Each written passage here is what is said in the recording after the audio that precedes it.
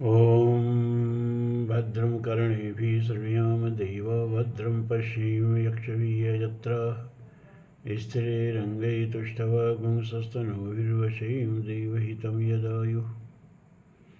ॐ स्वस्ति नः इन्द्रो वृधस्रवाः स्वस्ति नः पूषा विश्ववेदाः स्वस्ति नः सदारक्षो अरष्टिनेमिः स्वस्ति नः बृहस्पतिर्दधातु।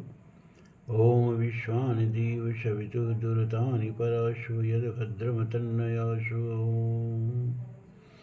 ॐ देवी प्रपन्नार्तिहरे प्रसीद प्रसीद मातर्जगतोऽखिलस्य प्रसीद विश्वेश्वरी पाहि विश्वं तमेश्वरी देवी चराचरस्य। ज्ञानिनामपि चेतांसि देवी भगवती सा बलादाय कृष्णमोहाय महामाया प्रच्छति। दुर्गे स्मृता हरत भीतिं अशेष जंतो स्वस्थे स्मृता मतिमतीव शुभं ददासि। दारिद्र्य दुःख भयहारिणी का त्वदन्या सर्वोपकार करणाय सदार्धचित्ता। सर्वमंगलमंगल्ये शिवे सर्वार्थसाधिके शरण्ये त्र्यंबके गौरी नारायणी नमस्तुते।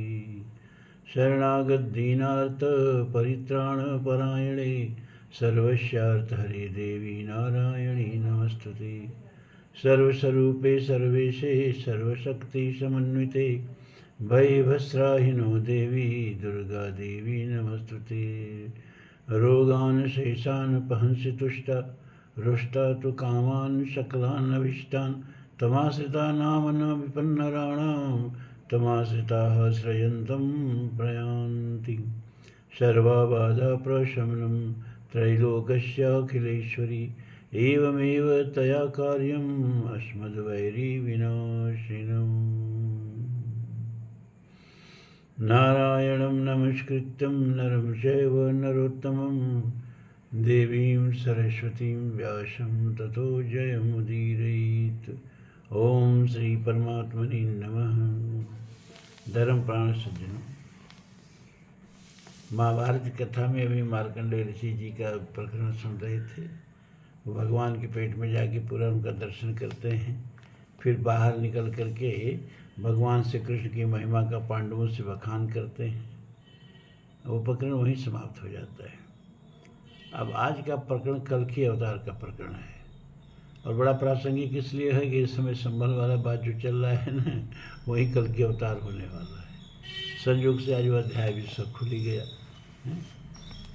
ये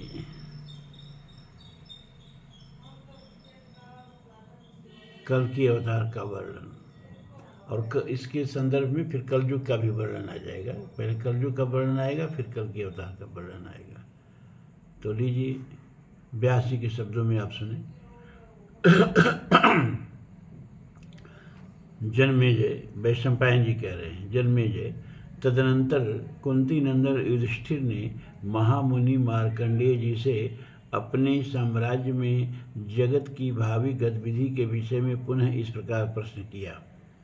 युधिष्ठिर उवाच, युधिष्ठिर पूछ रहे हैं, वक्ताओं में श्रेष्ठ भृगुवंश विभूषण महर्षि, हमने आपके मुख से युग के आदि में संगठित हुई उत्पत्ति और प्रलय के संबंध में बड़ी आश्चर्य की बातें सुनी। अब मुझे इस कलयुग के विषय में पुनः विशेष रूप से सुनने का कुतूहल हो रहा है। जब सारे धर्मों का उच्छेद हो जाएगा, माने सारे धर्म मिट जाएंगे, उस समय क्या शेष रह जाएगा?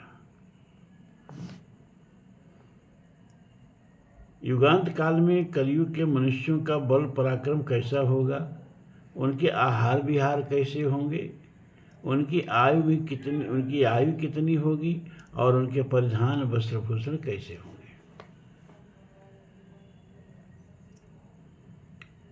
कलयुग के किस सीमा तक पहुंच जाने पर पुनः सतयुग का आरंभ हो जाएगा। मुने, इन सब बातों का विस्तार पूर्वक वर्णन कीजिए, क्योंकि आपकी कथा बड़ी विचित्र होती है। युधिष्ठिर के इस प्रकार पूछने पर मुनिश्रेष्ठ महर्षि मार्कंडेय ने विष्णु प्रवर, विष्णुवंशीय थे भगवान कृष्ण, तो विष्णु प्रवर श्री कृष्ण तथा पांडवों को आनंदित करते हुए पुनः इस प्रकार कहा। मार्कंडेय जी कहते हैं, भरत श्रेष्ठ राजन, मैंने देवाधिदेव भगवान बाल मुकुंद की कृपा से पूर्व काल में निकृष्ट कलिकाल के प्राप्त होने पर संपूर्ण लोगों के भावी वृत्तांत के विषय में जो कुछ देखा सुना या अनुभव किया है वह बताता हूँ, सुनो और समझो। भरत श्रेष्ठ, सतयुग में मनुष्यों के भीतर वृक्ष रूप धर्म अपने चारों पादों से युक्त होने के कारण संपूर्ण रूपों में प्रतिष्ठित होता है। उसमें छल कपट या दंभ नहीं होता है। मतलब धर्म को यहाँ बैल का रूपक दिया गया है, वृक्ष मैंने बैल का रूपक, और कहा गया कि सतयुग में यह धर्म रूपी बैल जो है वो अपने चारों पादों पर खड़ा होता है, चारों पैर उसके सलामत होते हैं। किंतु त्रेता में वह धर्म अधर्म के एक पाद से अभिभूत होकर अपने 3 अंशों से ही प्रतिष्ठित होता है। द्वापर में धर्म आधा ही रह जाता है, आधे में अधर्म आकर मिल जाता है। फिर वही वृषभ रूपी धर्म, बैल रूपी धर्म, त्रेता में उसका एक पाद टूट जाता है और वह 3 पादों पर खड़ा रहता है। और द्वापर में एक पाद और टूट जाता है, अपने 2 पादों पर खड़ा रहता है। परंतु भरत श्रेष्ठ, कलयुग आने पर अधर्म अपने 3 अंशों द्वारा संपूर्ण लोगों को आक्रांत करके स्थित होता है और धर्म केवल एक पाद से मनुष्यों में प्रतिष्ठित होता है। कलयुग में आकर के वो वृषभ रूपी धर्म का 3 पैर टूट जाते हैं, एक पैर प्रकट 4 पद धर्म के कलिमह एक प्रधान, आईन कीन बिस दीने दान करे कल्याण। केवल दान एक पद धर्म का रह जाता है। और कलयुग जो है, अधर्म जो है, वो अपने 3 पैरों पर कलयुग में खड़ा हो जाता है। पांडुनंदन, प्रत्येक युग में मनुष्यों की आयु, वीर्य, बुद्धि, बल तथा तेज क्रमशः घटते जाते हैं। युधिष्ठिर, अब कलयुग के समय का वर्णन सुनो। ब्राह्मण, क्षत्रिय, वैश्य और शूद्र सभी जातियों के लोग कपट पूर्वक धर्म का आचरण करेंगे और धर्म का जाल बिछाकर दूसरे लोगों को ठगते रहेंगे। अपने को पंडित मानने वाले लोग सत्य का त्याग कर देंगे। कह रहे हैं कलयुग में धार्मिक धर्म केवल दूसरों के ठगने के काम आएगा, आत्मकल्याण के काम नहीं। धर्म जो है वो आत्मकल्याण के लिए होना चाहिए, लेकिन कलयुग में धर्म दूसरों को ठगने के लिए होगा। अपने को लोग धार्मिक दिखाएंगे, दूसरे को धोखा देने के लिए।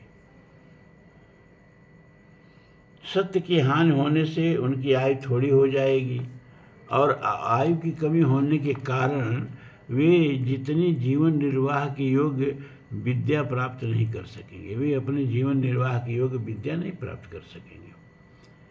विद्या के बिना ज्ञान न होने से उन सबको लोभ दबा लेगा। फिर लोभ और क्रोध के वशीभूत हुए मूढ़ मनुष्य कामनाओं में फंसकर आपस में बैर बांध लेंगे और एक दूसरे के प्राण लेने की घात में लगे रहेंगे। ये कलयुग के लक्षण जो इसमें बता रहा है, वो हो सकता है भी पूरा के पूरे लक्षण आपको न मिले। क्यों? क्योंकि भाई कलयुग की आज 4,32,000 वर्ष है और अभी मात्र 6,000 वर्ष बीते। धीरे धीरे धीरे धीरे ये जो बताया जा रहा है ये सब प्रकट होने वाला है। अभी से इसका पूरा लक्षण मत मिलाने लगिएगा। अभी तो कलयुग का प्रथम चरण का प्रथम पैर भी नहीं उठा है। कहाँ 4,32,000 वर्ष और कहाँ मात्र 6,000 वर्ष। ब्राह्मण, क्षत्रिय और वैश्य वे आपस में संतान उत्पादन करके वर्णशंकर हो जाएंगे। वो तभी आप देख रहे हैं।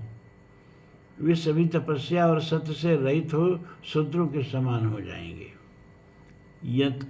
अंतज्य माने चंडाल आदि क्षत्रिय वैश्य आदि के कर्म करेंगे और क्षत्रिय वैश्य आदि चांडाल के कर्म अपना लेंगे, इसमें संशय नहीं है।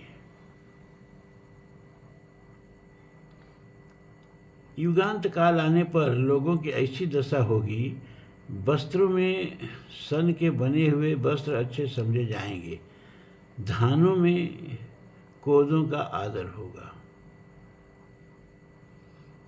उस युगक्षय के समय पुरुष केवल स्त्रियों से ही मित्रता करने वाले होंगे, गर्लफ्रेंड बॉयफ्रेंड का ज़माना चल ही रहा है, आप देख ही रहे हैं। कितने ही लोग मछली के मांस से जीविका चलाएंगे।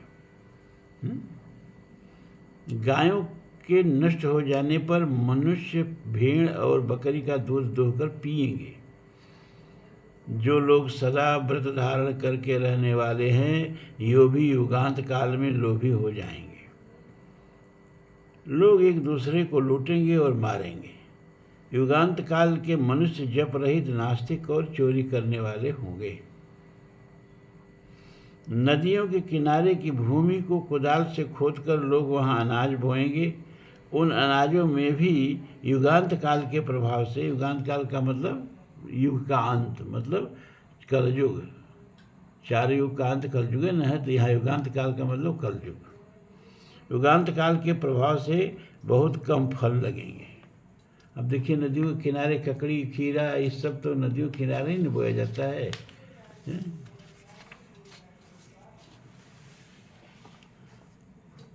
उनके शारीरिक बल और पराक्रम क्षीण हो जाएंगे। वे उदंड होकर लोभ और मोह में डूबे रहेंगे। वैसे ही लोगों की चर्चा करने और उनमें दान लेने में प्रसन्नता का अनुभव करेंगे। कपटपूर्ण आचरण को अपनाकर वे दुष्टों के दिए हुए दान को भी ग्रहण कर लेंगे। कुंती नंदन, पाप बुद्धि राजा एक दूसरे को युद्ध के लिए ललकारते हुए परस्पर एक दूसरे के प्राण लेने को उतारू रहेंगे और मूर्ख होते हुए अपने को पंडित मानेंगे। इस प्रकार युगांत काल के सभी क्षत्रिय जगत के लिए कांटे बन जाएंगे। कलयुग की समाप्ति के समय वे प्रजा की रक्षा तो करेंगे नहीं, उनसे रुपए ऐंठने के लिए लोभ अधिक रखेंगे। सदा मान और अहंकार के मद में चूर रहेंगे। वे केवल प्रजा को दंड देने के लिए कार्य में रुचि रखेंगे। भारत, लोग इतनी निर्दयी हो जाएंगे कि सज्जन पुरुषों पर भी बार बार आक्रमण करके उनके धन और स्त्रियों का बलपूर्वक उपभोग करेंगे तथा उनके रोने बिलखने पर भी दया नहीं करेंगे। ये तो हो चुका है। ये तो हमारे जो हजारों वर्षों की गुलामी रही है, उसमें ये सब हो चुका है। इतिहासकार लिखते हैं कि हिंदू इतनी कायर हो गए थे कि जब आक्रांता उनके घरों में घुसते थे तो वे अपनी दीवारें, मिट्टी की दीवारें खोखली बनाते थे। वो कोठली जो हमारे यहाँ कोठली होती है ना, मिट्टी की कोठली, उसी को सब बताते हैं कि मिट्टी की दीवारें खोखली बनाते थे और अपने बहू बेटियों का हाथ बांध करके और सोना गहना सब आंगन में फेंक देते थे। बहू बेटियों को आंगन में ढकेल देते थे और अपने उस कोठरी में जाके छिप जाते थे। इतिहासकार लिखते हैं 1000 वर्षों तक ऐसे ही जिए हैं हम। लेकिन उन आक्रांताओं को तो गाजी बनना होता था। काफिरों को मारने से जन्नत मिलने वाली होती थी। तो वो बर्छे से उन दीवालों में बर्छे गोद गोद करके देखते थे कि काफिर कहाँ छिपा है। जजिया कर कैसे सोया जाता था? जजिया कर ऐसे नहीं दिया जाता था, ऐसे हाथ करके सामने दिया जाता था और वो झपट के जजिया कर ले लेते थे। इसके बाद जजिया कर देने वाले हिंदुओं के मुंह पर थूक देते थे या उनके मुंह में माटी भर देते थे। ऐसे बीता है जीवन। ईद इतिहासकार लिखते हैं, इतिहास पढ़ते ही कहाँ हैं लोग, मौज में है, मगन में है। बीते दिनों में क्या क्या हमारे पूर्वजों पर गुजरी है, बेचारों को कुछ पता नहीं। ईद के दिन ये जो भाईचारा का पर्व है ना, ये केवल मुस्लिमों के आपस में भाईचारा का पर्व है। और ईद के दिन हिंदुओं की औरतों को जो पकड़ पकड़ के बड़े बड़े अमीर लाते थे, वो अपने सेवकों को बांटते थे। जैसे आजकल ईदी बांटी जाती है, वैसे हिंदुओं की औरतों को बांटा जाता था।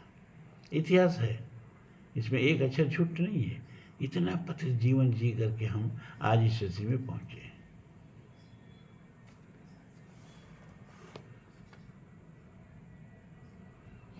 कलयुग का अंत आने पर न तो कोई किसी से कन्या की याचना करेगा और न कोई कन्यादान ही करेगा। उस समय के वर कन्या स्वयं ही एक दूसरे को चुन लेंगे, यानी कोर्ट मैरिज। कितनी सही बात लिखे रहे हैं। कलयुग की समाप्ति के समय असंतोषित तथा मूढ़ चित्त राजा भी सब तरह के उपायों से दूसरे के धन का अपहरण करेंगे। उस समय सारा जगत म्लेच्छ हो जाएगा, इसमें संशय नहीं। एक हाथ दूसरे हाथ को लूटेगा, सगा भाई भी भाई के धन को हड़प लेगा। अनेकों पंडित मानने वाले मनुष्य संसार में सत्य को मिटा देंगे। अपने को पंडित मानने वाले मनुष्य संसार में सत्य को मिटा देंगे। बूढ़ों की बुद्धि बालकों जैसी होगी और बालकों की बुद्धि बूढ़ों जैसी हो जाएगी। युगांत काल उपस्थित होने पर कायर अपने को शूरवीर मानेंगे और शूरवीर कायर की भांति विषाद में डूबे रहेंगे। कोई एक दूसरे का विश्वास नहीं करेंगे। युग के सब लोग लोभ और मोह में फंसकर भक्ष का विचार किए बिना ही एक साथ सम्मिलित होकर भोजन करने लगेंगे। अधर्म बढ़ेगा और धर्म विदा हो जाएगा। नरेश्वर, ब्राह्मण, क्षत्रिय और वैश्यों का नाम भी नहीं रह जाएगा। युगांत काल में सारा विश्व एक वर्ण एक जाति का हो जाएगा। तुलसी ने भी लिखा न, वर्ण धर्म नहीं आश्रम चारी, अश्रुत विरोध रत सब नर नारी। युगक्षय काल में पिता पुत्र के अपराध को क्षमा नहीं करेंगे और पुत्र भी पिता की बात नहीं मानेगा। स्त्रियां अपने पतियों की सेवा छोड़ देंगी।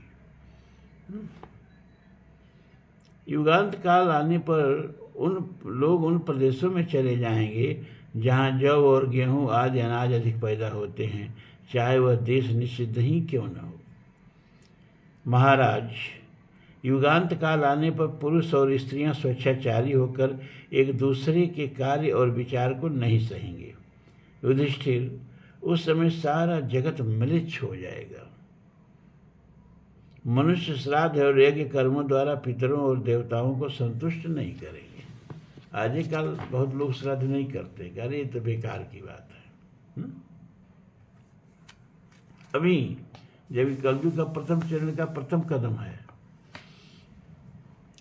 राजन, उस समय कोई किसी का उपदेश नहीं सुनेगा और न कोई किसी का गुरु ही होगा। सारा जगत अज्ञानमय अंधकार से आच्छादित हो जाएगा। उस समय युगांत काल उपस्थित होने पर लोगों की आयु अधिक से अधिक 16 वर्ष की होगी। उसके बाद वे प्राण त्याग कर देंगे। 5वें या 6ठे में स्त्रियां बच्चा पैदा करने लगेंगी और 7-8 वर्ष के पुरुष संतानोत्पादन में प्रवृत्त हो जाएंगे। ये आने में भी देरी है, लेकिन ये कलयुग के अंत की सब बातें बताई जा रही हैं। युगांत कहा जा रहा है। नृपश्रेष्ठ, युगांत काल आने पर स्त्री अपने पति से और पति अपनी स्त्री से संतुष्ट नहीं होंगे। कलयुग के अंत भाग में लोगों के पास धन थोड़ा रहेगा और लोग दिखावे के लिए साधु वेश धारण करेंगे। हिंसा का जोर बढ़ेगा और किसी को कुछ देने वाला नहीं रहेगा और कोई किसी को कुछ देने वाला नहीं रहेगा। युगक्षय काल में सभी देशों के लोग अन्न बेचेंगे, ब्राह्मण वेद विक्रय करेंगे और स्त्रियां वेश्यावृत्ति अपना लेंगी। युगांत काल के मनुष्य मलेच्छों में जैसे आचार वाले और सर्वभक्षी यानी अभक्ष का भी भक्षण करने वाले हो जाएंगे। वे प्रत्येक कर्म में अपनी क्रूरता का परिचय देंगे, इसमें संशय नहीं। अशुभ भेष भूषण धरे, भच्छा भच्छ जे खाही, अते योगी ते सिद्ध नर पूज्यत कलयुग माय। जे कहूँ झूठ मस्करी जाना, कलयुग सोई गुणवंत बखाना। जाके नक्श जटा विशाला, अति तापस प्रसिद्ध कलिकाला। सब तुलसी ने मानस में लिखा है।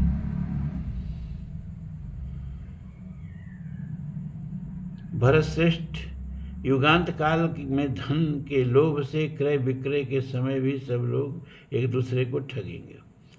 क्रिया के तत्व को न जानकर भी लोग उसे करने में प्रवृत्त होंगे। युगांत काल के सभी मानव में स्वेच्छाचारी हो जाएंगे।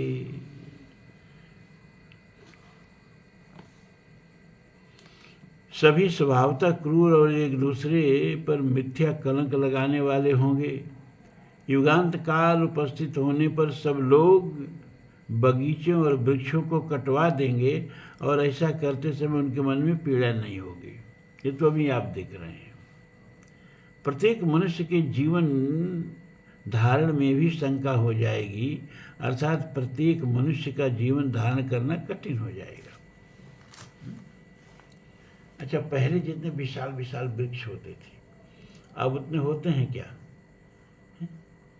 पहले के कर बचे हुए कहीं पीपल हो, कहीं बरगद हो, कहीं पाकड़ हो, पहले के कहीं नीम हो, कहीं आम हो, वो देखिए कितने विशाल विशाल, और अब के कितने छोटे छोटे हो रहे हैं। ये नहीं कलमी आम ही छोटे हो रहे हैं, बीजू आम ही उतने बड़े बड़े नहीं, नीम के बीज उतने बड़े बड़े विशाल वृक्ष नहीं हो रहे हैं, बरगद पीपल पाकड़ के भी वृक्ष उतने बड़े बड़े नहीं हो रहे हैं। यही कारण है कि बड़े बड़े वृक्षों पर रहने वाले जो पक्षी थे, जैसे गिद्ध आदि, वो सब भारत छोड़ गए, पता नहीं कहाँ चले गए। हो सकता है अमेजन के और अफ्रीका के जंगलों में चले गए हों, लेकिन भारत को तो छोड़ ही गए। आप गिद्धों को नहीं देखते होंगे।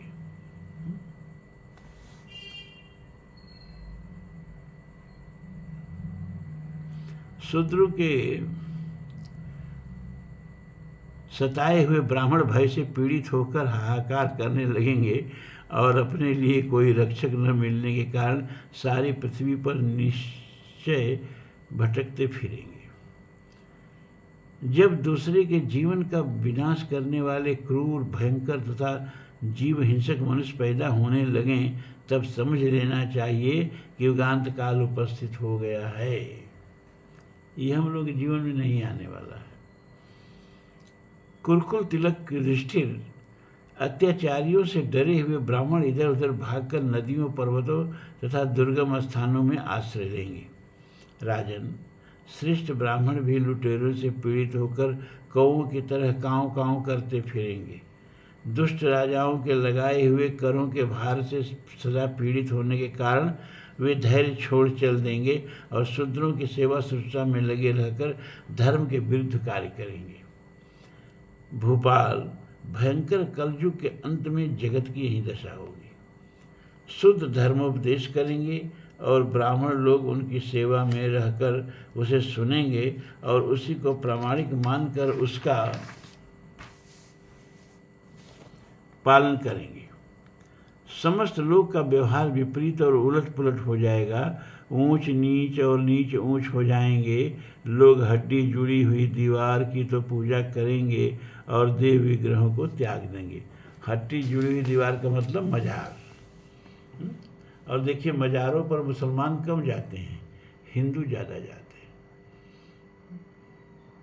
चाहे वो बहराइच का हो, चाहे कोई भी मजार हो, आप देखेंगे मुसलमान वहाँ कम जाएंगे, हिंदू ही ज़्यादा जाते हैं।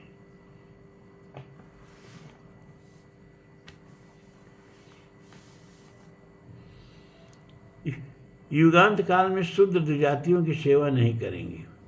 उस समय आने पर महर्षियों के आश्रमों में, ब्राह्मणों के घरों में, देवस्थानों में, चैत्य वृक्षों के आसपास और नागालयों में जो भूमि होगी उस पर हड्डी जुड़ी हुई दीवारों का चिन्ह तो उपलब्ध होगा, किंतु देव मंदिर उस भूमि की शोभा नहीं बढ़ाएंगे। यह सब युगांत का लक्षण समझना चाहिए।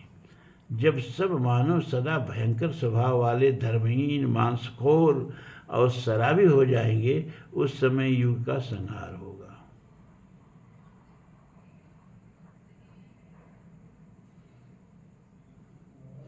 महाराज, जब फूल में फूल, फल में फल लगने लगेगा, उस समय युग का संहार होगा।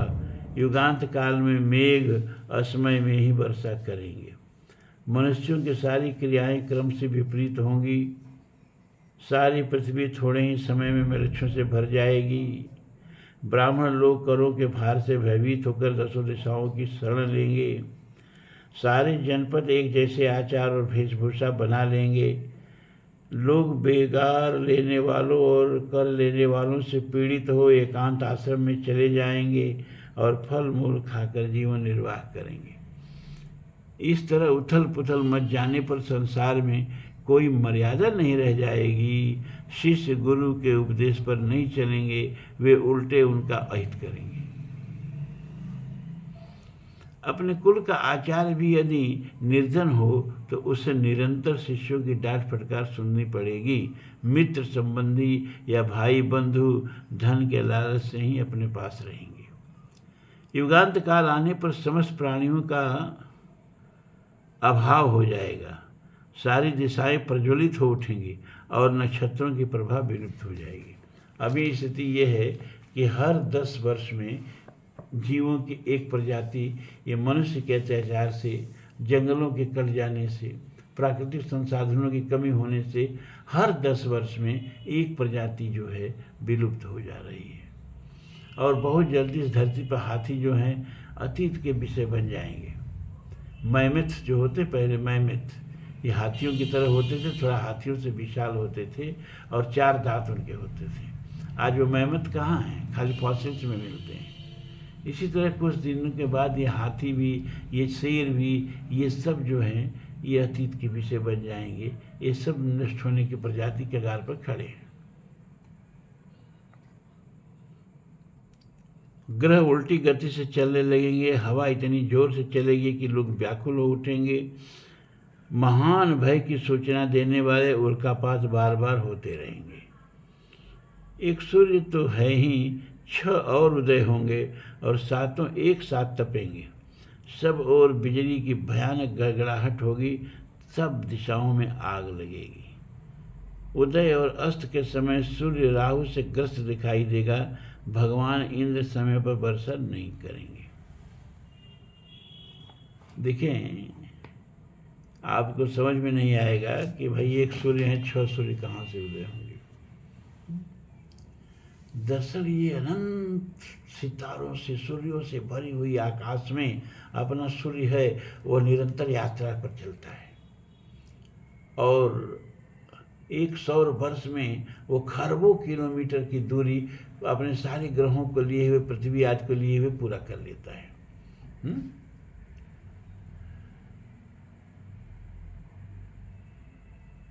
उस बीच में बहुत से ग्रह नक्षत्र उसके आसपास होकर गुजरेंगे। उसमें 6 सूर्य का भेंट हो जाना कोई बहुत आश्चर्य की बात नहीं है। सूर्य एक जगह आकाश में खड़ा नहीं है, वो खरबों खरबों किलोमीटर की दूरी अपने सौर्य वर्ष में पूरा करता है। सौर्य वर्ष का मतलब आप समझ रहे हैं, जैसे पृथ्वी जो है सूरज का एक चक्कर 365 से 1/4 दिन में लगाती है, तो ये पृथ्वी का एक वर्ष हुआ।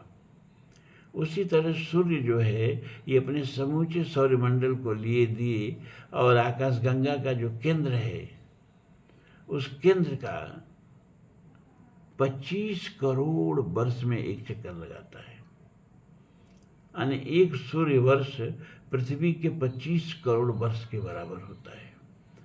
और इस 25 करोड़ में सूरज किस गति से घूमता है? 8 लाख किलोमीटर प्रति घंटा के हिसाब से घूमता है। और तब कल्पना करिए कि 25 करोड़ में 8 लाख किलोमीटर प्रति घंटा के हिसाब से कितनी यात्रा करता होगा। और यात्रा शून्य में नहीं करता है, उसके चारों तरफ सितारे, उल्का पिंड, ग्रह नक्षत्र सब इस आकाश में भरे पड़े हैं। तो ऐसा मत समझिएगा कि 6 सूर्य कहाँ से आ जाएंगे। उसकी यात्रा में 6 सूर्यों से भेंट हो सकती है।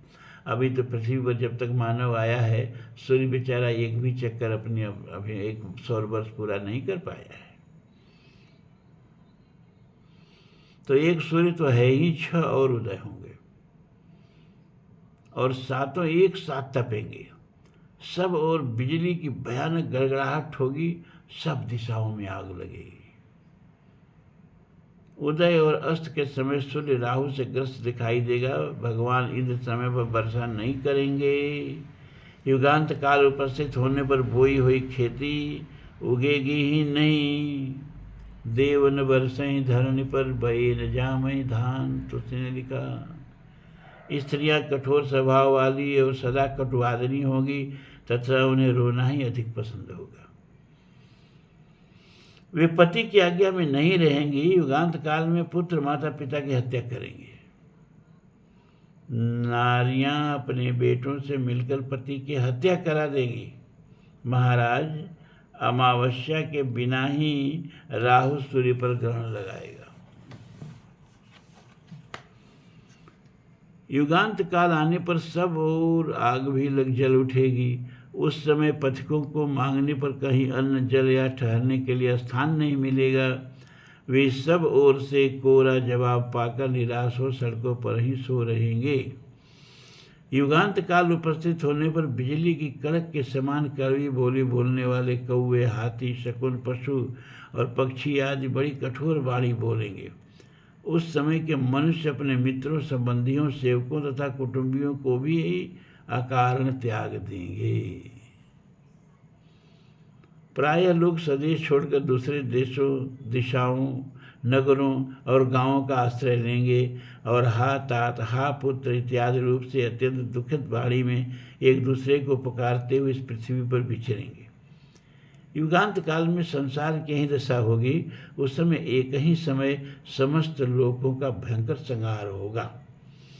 तदनंतर कालांतर में सतयुग का आरंभ होगा और फिर क्रमशः ब्राह्मण आदि वर्ण प्रकट होकर अपने प्रभाव का विस्तार करेंगे। उस समय लोक के अभ्युदय के लिए पुनः अनायास दैव अनुकूल होगा, जब सूर्य, चंद्रमा और बृहस्पति एक साथ पुष्य नक्षत्र एवं तदनुरूप एक राशि कर्क में पदार्पण करेंगे। तब सतयुग का आरंभ होगा। उस समय मेघ समय पर वर्षा करेंगे, नक्षत्र शुभ एवं तेजस्वी हो जाएंगे। ये प्रदक्षिणा प्रभाव से अनुकूल गति का आश्रय ले वे अपने पथ पर अग्रसर होंगे। उस समय सबका मंगल होगा, देशों में सुकाल आ जाएगा, आरोग्य का विस्तार होगा तथा रोग व्याधि का भी नाम नहीं रहेगा। राजन, युगांतर के समय काल की प्रेरणा से संभल नामक ग्राम में किसी ब्राह्मण के मंगलमय गृह में एक महान शक्तिशाली बालक प्रकट होगा, जिसका नाम होगा विष्णुयश कल्की। वह महान बुद्धि एवं पराक्रम से संपन्न महात्मा, सदाचारी तथा प्रजा वर्ग का हितैषी होगा। वह बालक ही भगवान कल्की अवतार कहलाएगा। मन के द्वारा चिंतन करते ही उसके पास इच्छानुसार वाहन, अस्त्र, योद्धा और कवच उपस्थित हो जाएंगे। वह धर्म विजयी चक्रवर्ती राजा होगा। वह उदार बुद्धि, तेजस्वी ब्राह्मण दुख से व्याप्त हुए इस जगत को आनंद प्रदान करेगा। कलयुग का अंत करने के लिए ही उसका प्रादुर्भाव होगा।